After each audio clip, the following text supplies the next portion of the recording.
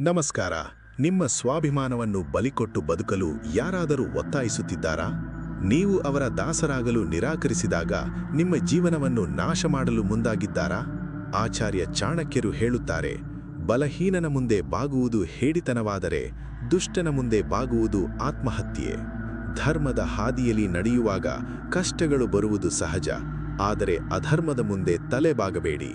ಇಂದು ನಾವು ದುಷ್ಟ ಮತ್ತು ಪ್ರಭಾವಿ ವ್ಯಕ್ತಿಗಳ ಅನ್ಯಾಯವನ್ನು ಬುದ್ಧಿವಂತಿಕೆಯಿಂದ ಎದುರಿಸುವುದು ಹೇಗೆ ಎಂದು ತಿಳಿಯೋಣ. 1. ದುಷ್ಟನ ಅಹಂಕಾರವೇ ಆತನ ಬಲಹೀನತೆ. The arrogance of the wicked.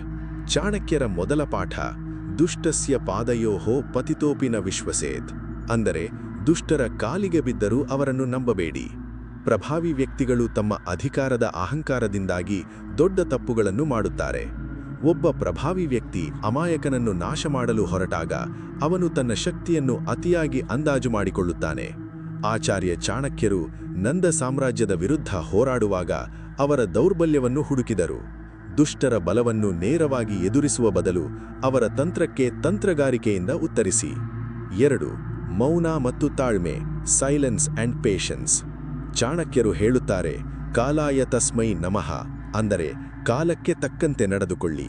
ದುಷ್ಟ ವ್ಯಕ್ತಿ ನಿಮ್ಮನ್ನು ಕೆಣಕಿದಾಗ ಭಾವನಾತ್ಮಕವಾಗಿ ಪ್ರತಿಕ್ರಿಯಿಸಬೇಡಿ. Don't react. ನಿಮ್ಮ ಕೋಪವೇ ಅವರ ಅಸ್ತ್ರವಾಗುತ್ತದೆ.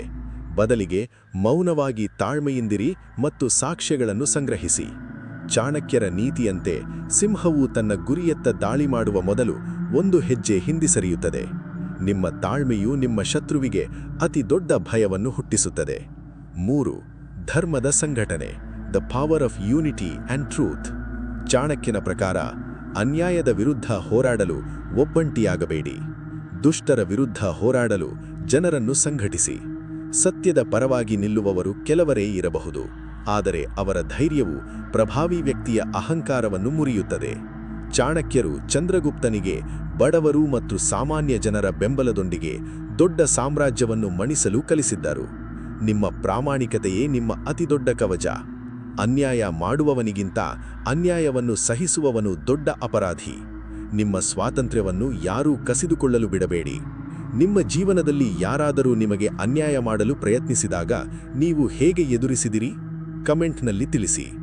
ದುಷ್ಟರ ದಬ್ಬಾಳಿಕೆಯಿಂದ ಬಳಲುತ್ತಿರುವ ನಿಮ್ಮ ಗೆಳೆಯರಿಗೆ ಈ ವಿಡಿಯೋ ಶೇರ್ ಮಾಡಿ ಅವರಲ್ಲಿ ಧೈರ್ಯ ತುಂಬಿ. ಸಬ್ಸ್ಕ್ರೈಬ್ ಆಗಲು ಮರೆಯಬೇಡಿ. ಧೈರ್ಯದಿಂದಿರಿ.